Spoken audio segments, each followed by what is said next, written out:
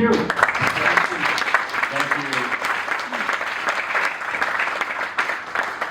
Thank you so much for that really engaging panel. I deal with the Middle East all the time for the last 30 years, and I have a hard time paying attention because I've heard it all before, and that was really introduced to me so many new perspectives on the current crisis that we have. So thank you for those thoughtful comments. Okay, we're going to go right into the last panel, the meat of it all, so to speak, energy and climate in the 2024 election. So if I could ask Representative Kelly, Representative James to come up, Bob McNally, and of course Victoria Coates as well. Do I see her here in the audience? She'll be right back. Okay, fantastic. And then after this panel, we're going to have some concluding reflections by Ed Chow, who's been with us from the beginning.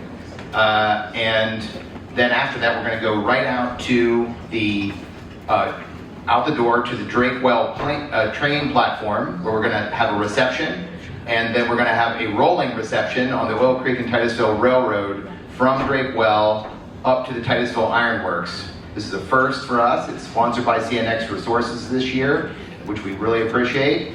And then we're going to have shuttles available for you from 7 o'clock. Dinner starts at 6, from 7 o'clock back to Drakewell about every 25 to 30 minutes. But if you need a special ride, come and see me and I'll put you in my car, okay? No worries. Just wait for Victoria here, 1 second. Hello, Joe. Tell a joke. My former colleague Rich Allison says I should now tell a joke.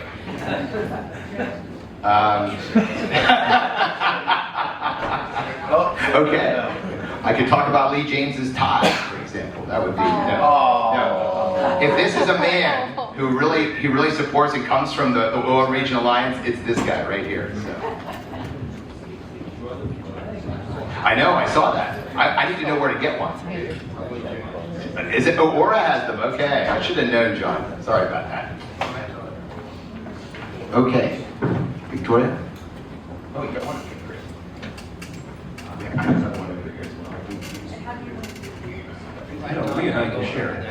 You can have a share. Bobby's got okay. Yes. Okay. Well, I commend all of you on your fortitude making it to the final panel.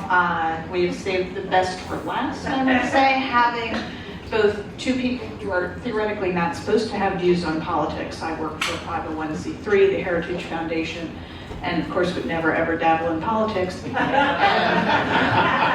is the founder of Rapidan Energy, is an analyst, and of course never allows his personal opinions to influence what he writes. But we are fortunate as we take up the topic of the energy issue in the 2024 election to have both some comments from our two Senate candidates, Bob Casey and Dave McCormick, who are present virtually, given that they're going to be talking to each other in another hour or so, which should be interesting. We'll all track that, I think, very closely. And then with two gentlemen who are on the ground, literally here in Pennsylvania, one as a congressman, Congressman Kelly, and as Representative James, to the Harrisburg State House. And so I think they can give us their very unvarnished views on what I consider to be one of the two critical policy contrasts of the 2024 election. One is immigration. Fortunately, we don't have to tangle with that one right now, although of course, we are now in a position where Pennsylvania is a border state in many ways, but that's a different conference, mercifully. But energy is the other, where there is just such a clear black and white divide between our two candidates for both for the Senate and then for the presidency. And we have 4 years of record for both of them, which is a unique position for our nation to be able to make that kind of choice with proven records of both candidates in front of every voter. So I thought what we would do today is start with the candidate videos. I have a couple of comments about a project we've recently finished at Heritage called Chinese Handcuffs, but I will be mindful of time. Having worked for Ted Cruz, I can filibuster, but I won't do that today, Andrew. Clear story. and get the views and the, I think, really critical perspective from these three experts on how politics and energy are colliding, particularly here in Pennsylvania. So I don't know if you're doing Casey and McCormick by height or alphabetically. We can do either way, but I have Casey's first. Okay, let's go with that. Thank you to the Drake Energy Security Forum for inviting me to speak and for the opportunity to speak by way of this video and to talk about Pennsylvania's storied energy industry. Pennsylvania's energy workers have powered our nation for generations. The American oil industry was born right here in Titusville, and Pennsylvania continues to be a powerhouse in coal and in natural gas. I have and always will stand up for Pennsylvania's energy sector and the good jobs that it creates for all of our families. We also have a strong legacy in Pennsylvania of conservation of our environment. Pennsylvania has long attracted people who come here to hunt or fish, camp, hike, or more, and we understand the importance of preserving the lands used for those traditions. We don't need to choose between energy jobs and conservation. I support an all of the above energy strategy that can create good paying jobs, unleash economic growth, and lower costs for families, all while ensuring we have clean air and clean water for our kids and that we protect our natural resources. I support natural gas extraction that has allowed us not just to create and protect Pennsylvania jobs, but also to be independent of Middle Eastern oil. I'm also fighting to make sure we take advantage of the good paying jobs and economic opportunity of the next generation of energy jobs. I successfully secured funding for a hydrogen hub that will bring over 20,000 good-paying union jobs to southeastern Pennsylvania, and I worked real hard to bring to fruition the Appalachian hydrogen hub that will bring economic growth to southwestern Pennsylvania. I also passed into law what is now called the KC credit, which will incentivize new high-paying jobs in over 45 energy counties in our state. There's no better state that's equipped for new energy and manufacturing jobs than Pennsylvania communities that have powered our nation for generations. And this KC credit will ensure that energy communities and workers are first in line for new economic opportunities. At the same time, we've made great progress in reducing carbon emissions and making our environment cleaner to ensure we preserve Pennsylvania's natural beauty. We're cleaning up contaminated brownfield sites and removing dangerous PFAS chemicals from drinking water with tens of millions of dollars that I helped secure for the people of Pennsylvania. I'm also committed to listening to the needs of our rural energy communities and delivering the resources that they need to succeed. When Pennsylvanians send their tax dollars to Washington, they deserve to know that their hard-earned dollars are being invested in their communities. A few miles down the road, local leaders were working to renovate the Oil City National Bank building and turn it into a community hub to support local businesses and bring more tourism to the area. When local leaders came to me and asked for help, I fought for and secured 2 different grants totaling $3.6 million for this project. I take my role of supporting Pennsylvania's rural energy communities very seriously, and I believe that means supporting communities in whatever way that they need. My record shows that we can have both good energy jobs for our workers and a clean environment that keeps Pennsylvanians safe.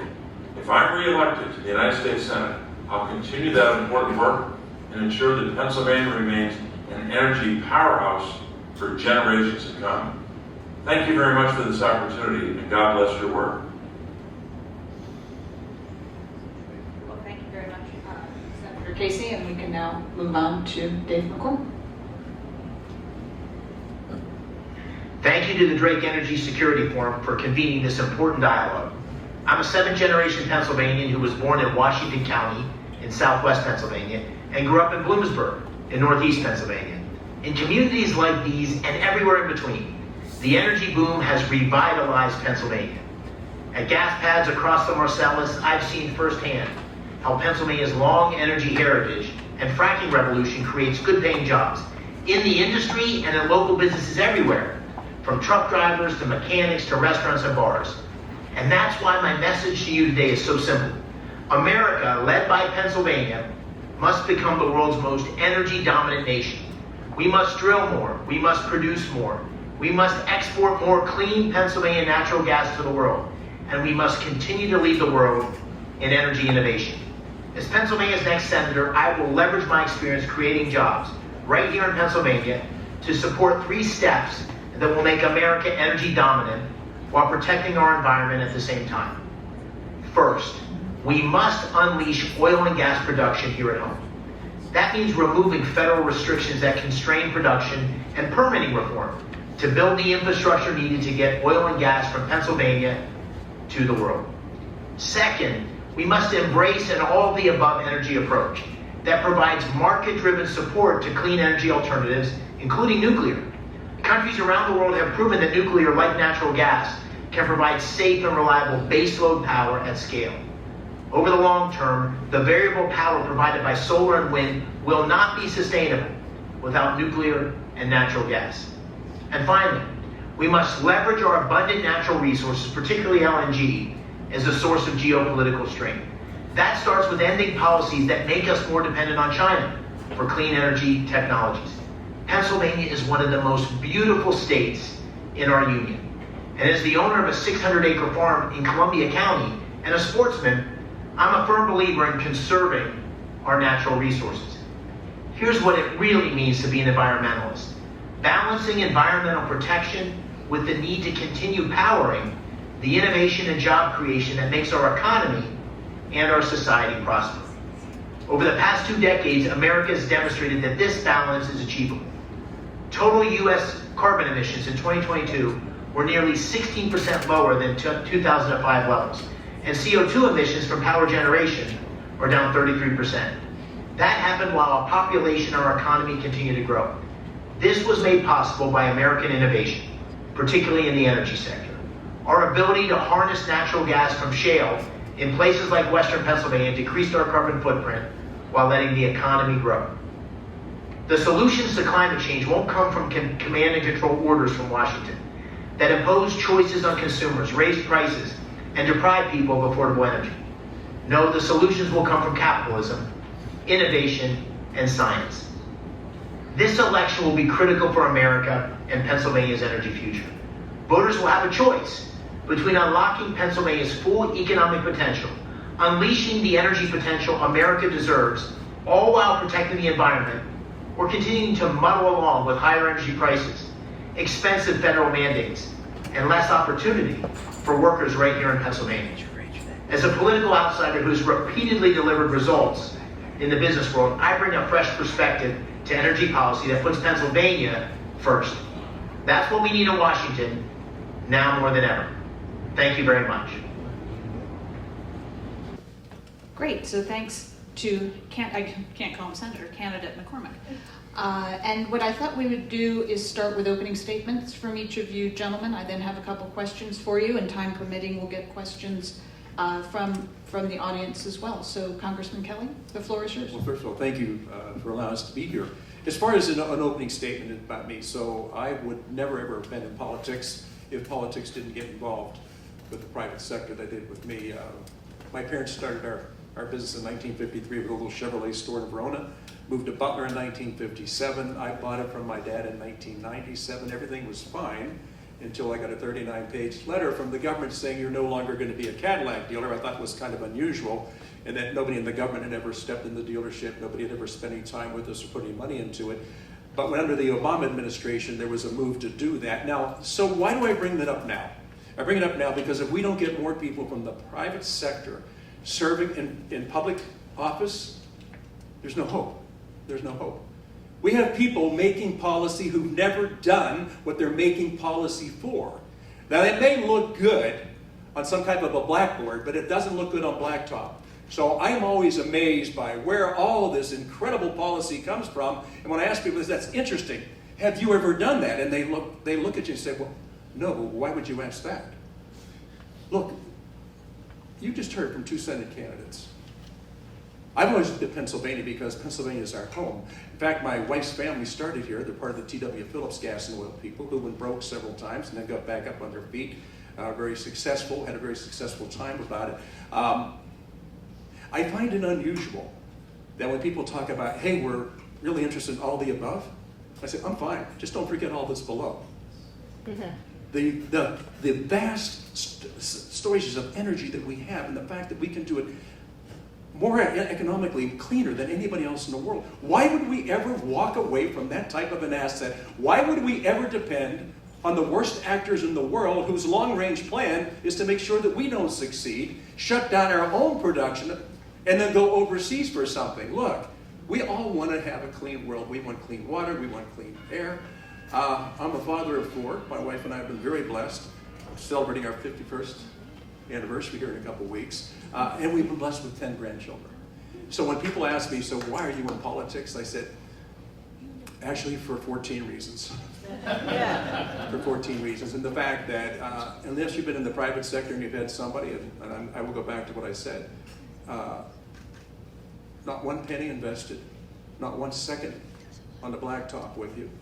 Never had to worry about wage taxes, never had to worry about anything, didn't have to worry about all the regulations that come in and make a policy for you, and then you get a 39-page letter that says, you know what, you're no longer going to be a Cadillac dealer. I say, really, why is that? Because we said so. So I did, I had to go to court for it. Spent a lot of money on lawyers, which is okay, lawyers like that. And about a month or so into the whole operation, I get a phone call from somebody who was representing General Motors for the government and say, listen, we've made a decision.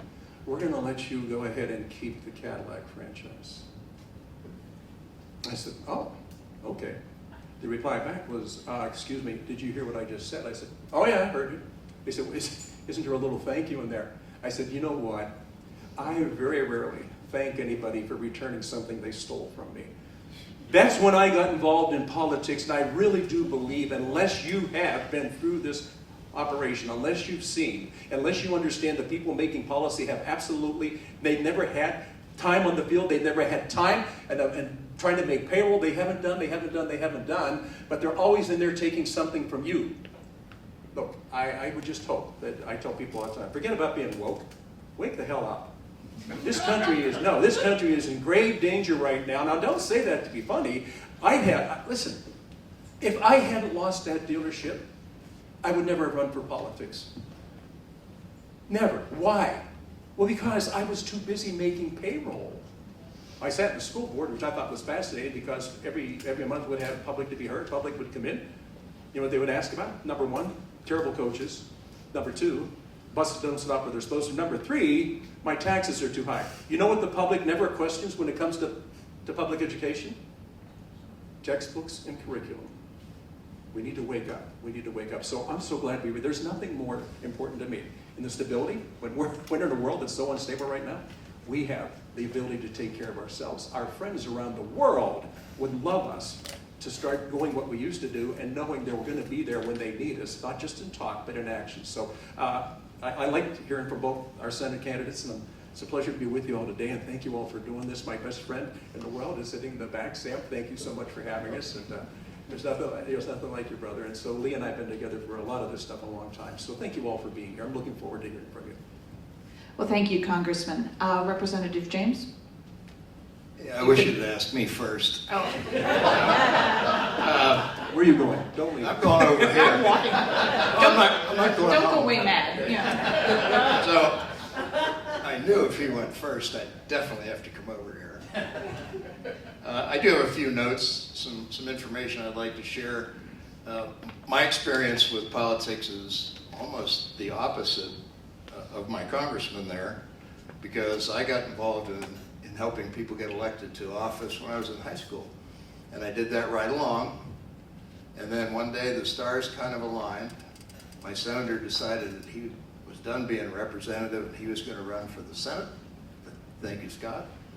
And that opened a door for me, and I campaigned and had a few opponents, and it all seemed to work out. But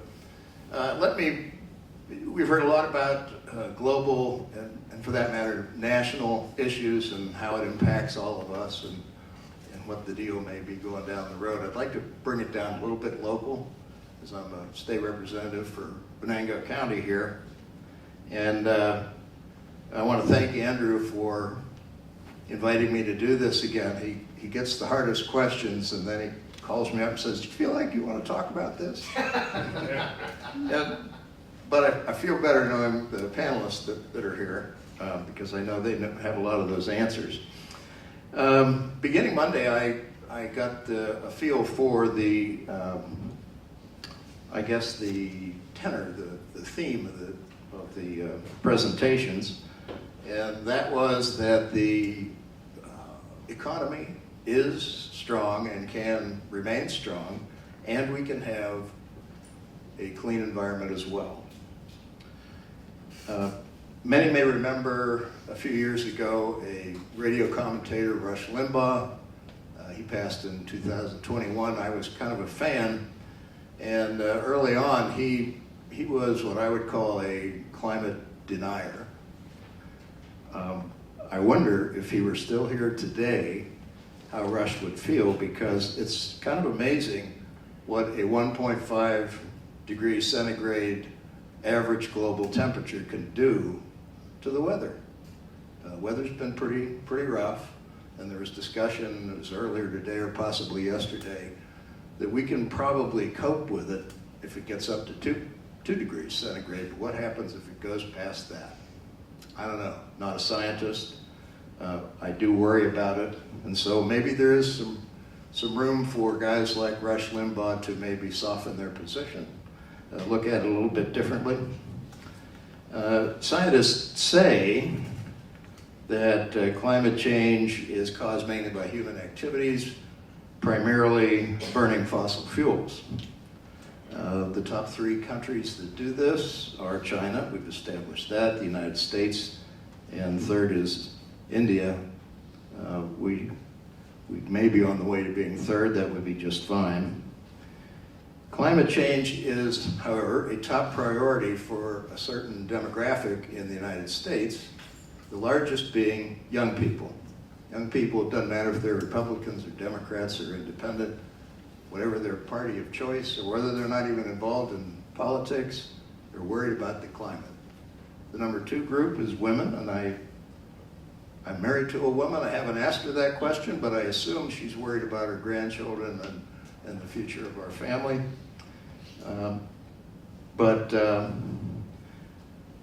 Because of those 2 demographics, it's important that persons in this industry,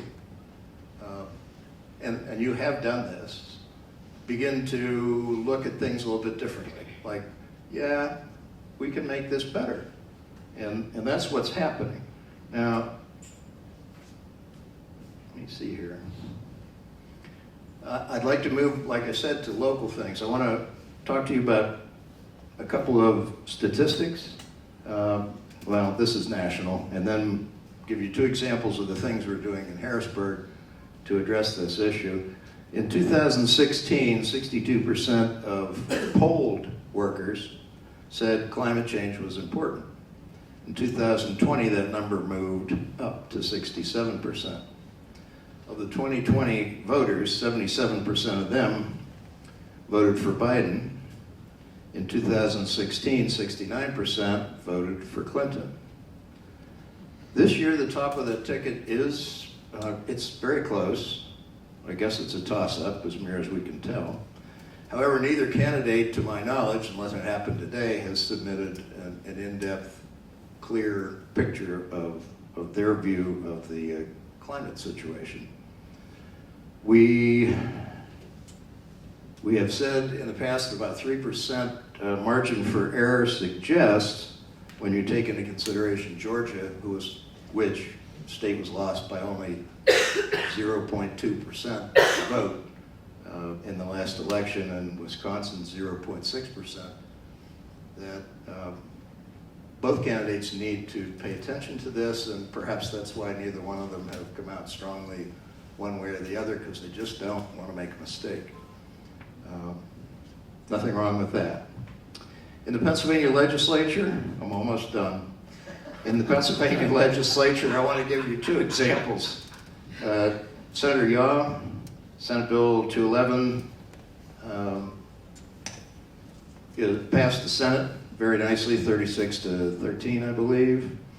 And the essence of that one is they were bonding. They're bonding formula to what I will call large solar farms, okay?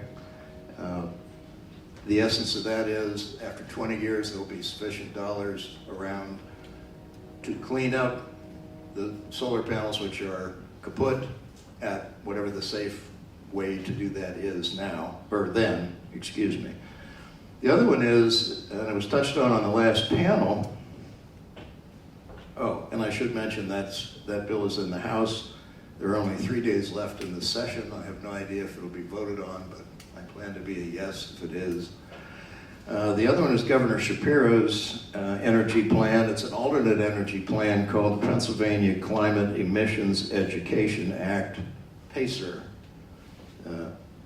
He claims that over 14,000 jobs will be created, $250 million saved in your electric bill over the next 5 years, and then he goes on to say it will be part of an all-the-above type plan, which he calls cap and invest.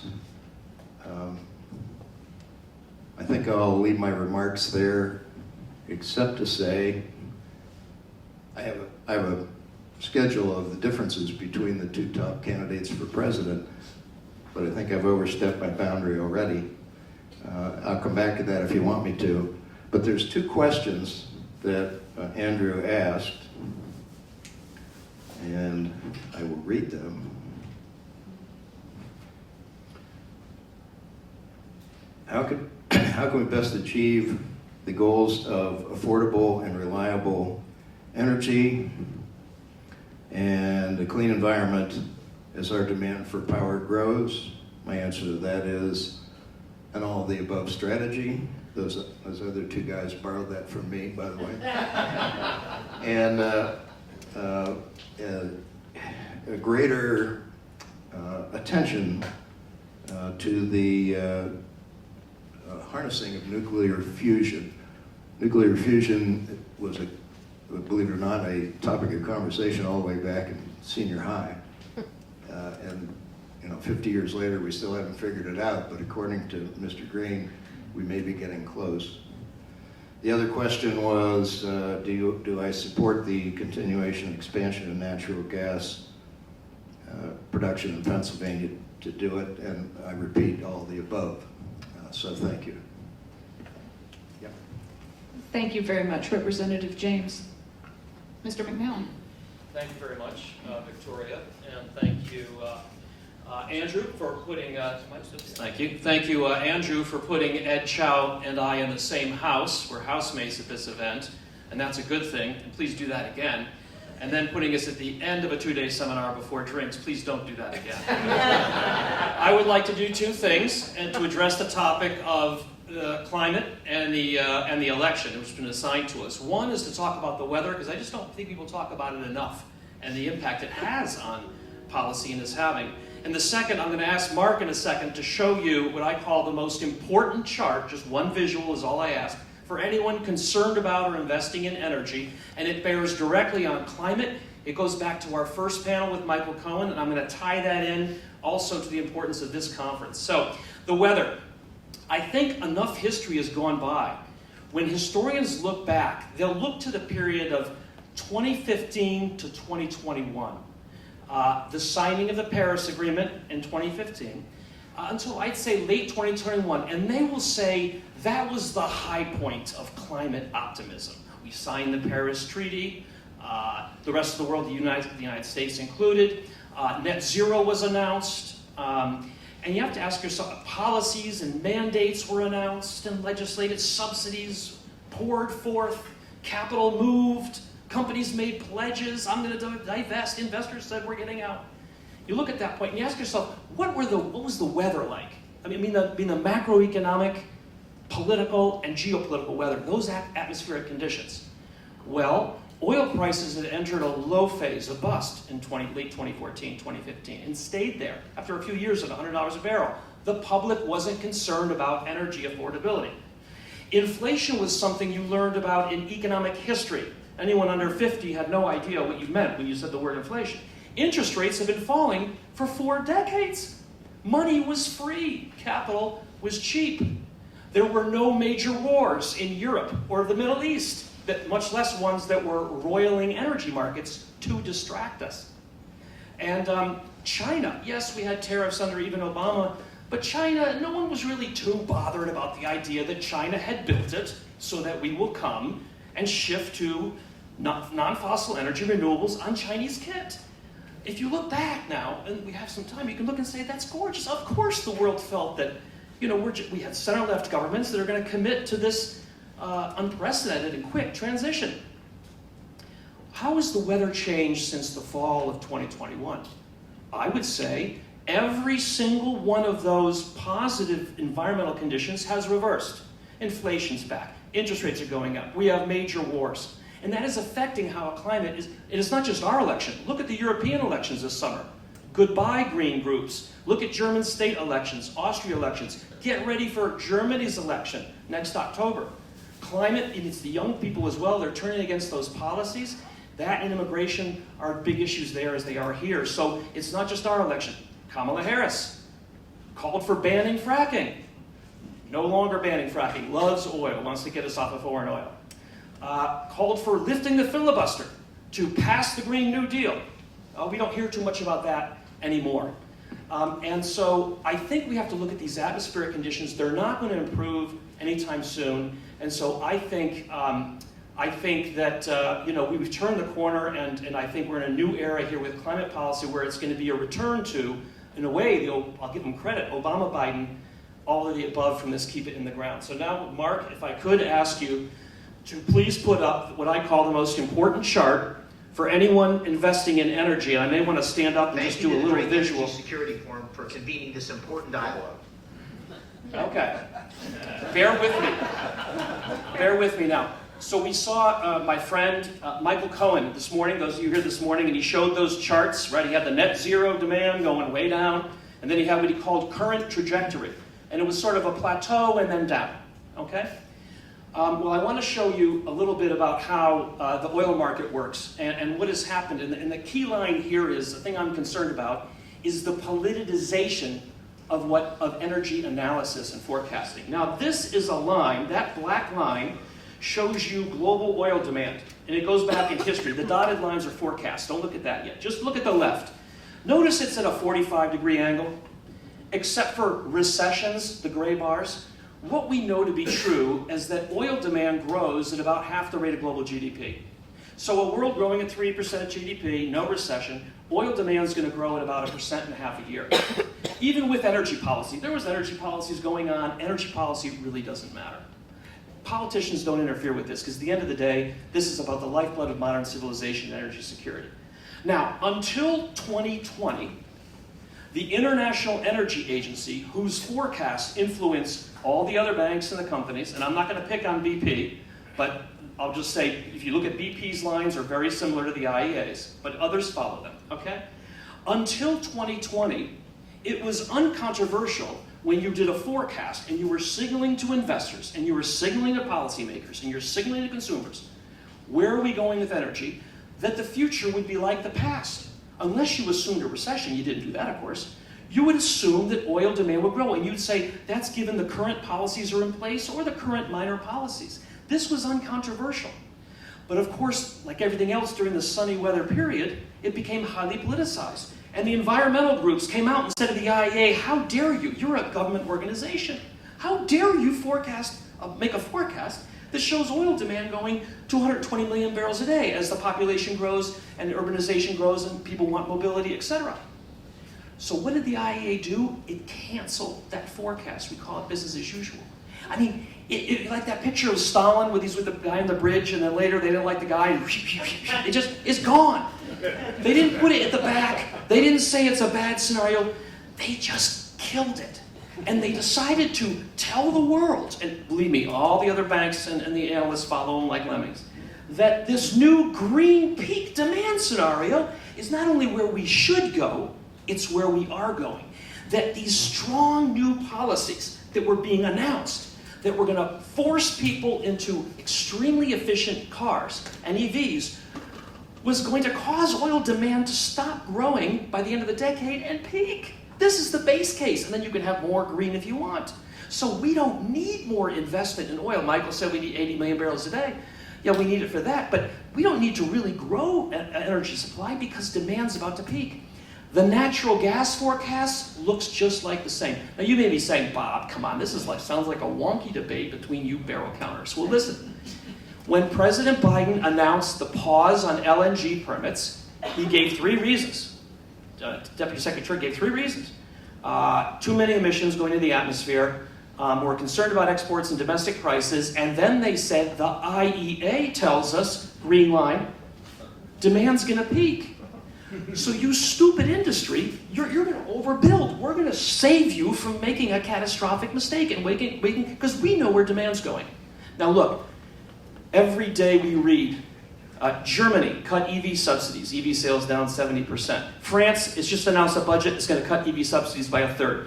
Where can you find evidence that politicians are willing to put in place climate policies that are costly? Governor in New York, came time to impose a congestion fee, what did she do? She balked. Germany was going to ban boilers in people's homes. What happened when that came due? They balked. I think it's harder to find any example of a government actually implementing a climate policy that was announced during the sunny period. So, I tried to keep it analytical.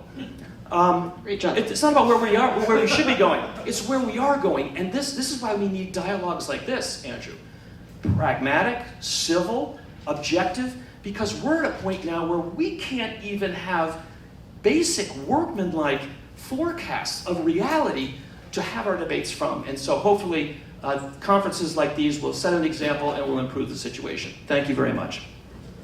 Great. I'm actually going to go in reverse order now and give you each a quick question, preserving a couple of minutes.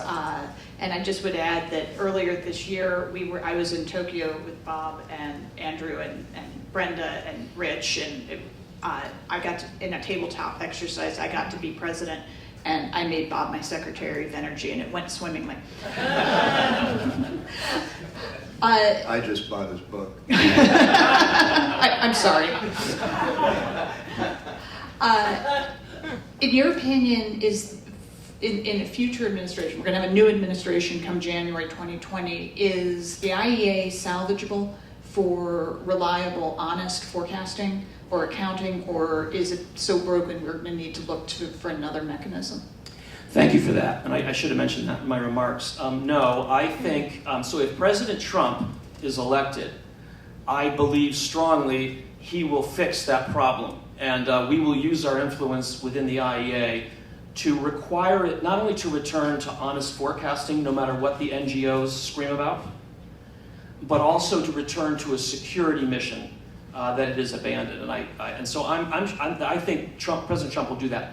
If Kamala Harris is elected, the IEA will continue this greenwashing, this happy talk, but eventually, as I said yesterday, reality bats last, and the data will disprove the idea that a growing world is going to see oil and gas demand decouple from GDP. It's just not happening, and it will be disproved. But the IEA will be afraid to say it because it will not want to offend the Kamala Harris administration and France, its host. And remember, the French president recently decided to call the IEA the armed wing of the Paris Agreement. Lovely. They can be their new European army that they want.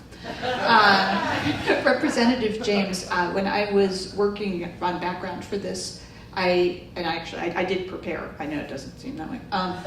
But I read about an event you did here at Drakewell this summer on brining. And I was fascinated by it because I had a very in-depth deep dive in Saudi Arabia on that same topic. The brine they were using was coming out of desalinization, but they had gotten to the point where they're projecting that the brine from desal will eventually be more valuable than the potable water that they produce, that they can get so much out of it. So we're hopeful. But what was striking to me about that and your comments is I think these processes are the route to making our responsible, conservative approach to harvesting our natural resources, particularly here in this area, that can make it a reality. And I just was wondering if you'd share a few words about that event, and just how you see a conservative climate agenda coming together. Sure, and at that time, I didn't even know that there was lithium in brine. So The Saudis were learned some excited things- too. Yeah, learned some things about that in the last 48 hours.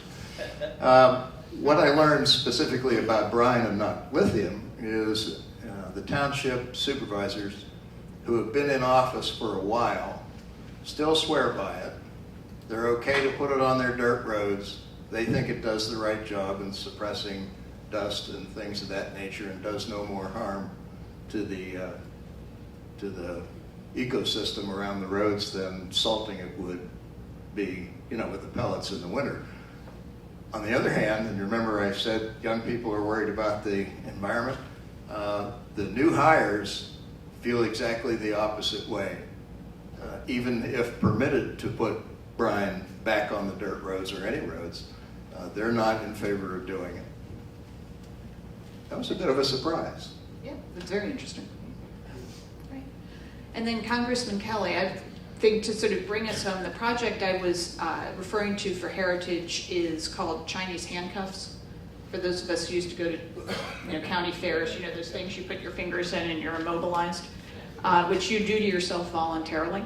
Unlike regular handcuffs that a kindly policeman might be putting on you, you actually immobilize yourself. And it's a 4-part project that we worked on over the course of 2024 to point out what China has done in terms of dominating and exploiting the green movement in the United States. That was a plan. They announced that they were going to do it, and we have fallen into the trap. And so as a member of the United States Congress in the majority, the one majority we have, slim though it may be, I was just curious on your reflections on what kind of different action potentially on China vis-a-vis energy you might see under a President Harris administration or a President Trump administration. Well, I don't think I need the microphone, but I think what I'm surprised about more than anything else. Can you all hear me? The TV needs it. Is that better? There we go. Anyways, okay, so I want you to think about something. Is there any country in the world that has given up more market share than the United States of America? We have ceded everything that we were the strongest in, and I have no idea why.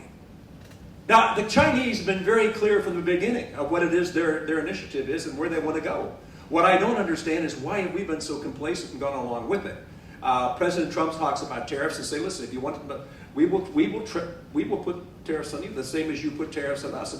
Well, that's not fair. So the question is, so when you say it's not fair to whom? I think there's an awakening now in the country. I've seen policy the last almost 4 years that defies any type of logic when it comes to America first. And by the way, I think when America's first, the world is more safe. When America's safe, we share. We don't try to dominate, we share. We try to make it better for everybody. But I worry about where we're going because I think the choice this fall will be strikingly different from anything we've ever had before. There's 2 pretty clear paths of where we want to go. I want to be energy independent. I don't want to have to rely on anybody from anything. I want to make sure that everything that we need, we can get here. I think there was nothing more striking than COVID that shows you what happens when you rely on a global supply chain and when the people who have the market decide that they'll take care of themselves first and then you later. Nothing could be more stark than the philosophy we've had or the political agenda that we've had. Look, I think for all of us, the environment is absolutely critical. I told you I have 4 children, 10 grandchildren. I want it to be safe for them, but I also want to make sure that whenever we're in competition with other people in the world, we will remain strong in everything we do with the environment. The people who do not subscribe to that are the people that are taking market share from us, and we willingly have given up that market share. It doesn't make sense to me. We cannot be strong militarily. We cannot be strong in the world when we put out a weak policy, and I think that our friends start to wonder if we're going to show up, and our enemies are glad that we are so screwed up at home that we can't seem to get out of our own way. So, look, elections have great consequences. I will just say this, I'll finish with this, because growing up, there were two things that my generation was told, the two things you never discuss, politics or religion. We should have discussed it, because we wouldn't be where we are today if we had actually kept it live, kept it forward, keep it in front of us. And the other thing is destruction of the nuclear family is the greatest destruction of anything that's taken place in this country since its inception. So I'm glad we're all here together. You talk about energy. You've got a lot of energy in this room. Look, we talk about a lot of different things, about what we can do and what we can't do and what we should do and what we shouldn't do. I just think that when you look at the game films, take a look. Where were we before? Where are we today? Where has policy taken us? If you think it's stronger, that's fine. You can think that way. If you're worried, as I am, about the 10 grandchildren I have, then we should be taking a stronger look at where it is. I have no doubt that we can get along with almost anybody in the world as long as we're in the strongest position. You deal from the position of strength, not from weakness. So thank you so much. High energy, thanks for doing all this. You know, when I come here, by the way, I'm just going to tell you something. You may find this interesting. We were trying to get a post office named here in town for Colonel Drake. I can't get it done. You know why? One of the members of the Pennsylvania delegation, because it's all in or nobody wins, I was informed that, Mr. Kelly, Colonel Drake never was in the Army. How dare you, sir, name a post office after Colonel Drake? If you know the story about Colonel Drake, you know he died penniless. You know he was broke. You know they called him the crazy man. Thank God he did what he did when he did it. But this is where we are today. We talked about politics. This is baffling to me. And I said to the person who was questioning, I said, you know what? I can't wait to get back home. Because when I go to get Kentucky Fried Chicken, I'm saying, please, I was going to do mention. not refer to the colonel because he was never in the Army. That's where we are in America right now today. It's time to stand up for what you know is right. Quit whispering. I have people, I'd like to talk to you about this, but I don't want anybody to get mad at me. You know what? Let them get mad. Let them get mad.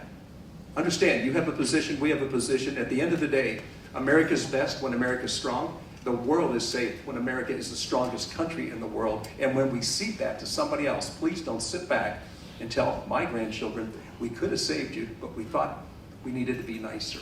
All right, thank you so much. On that excellent note, I think we're going to hold questions for cocktails. I just wanted to close by thanking Andrew very much for once again bringing us all together in this beautiful place. I take this on very personally. My middle name is Curtin.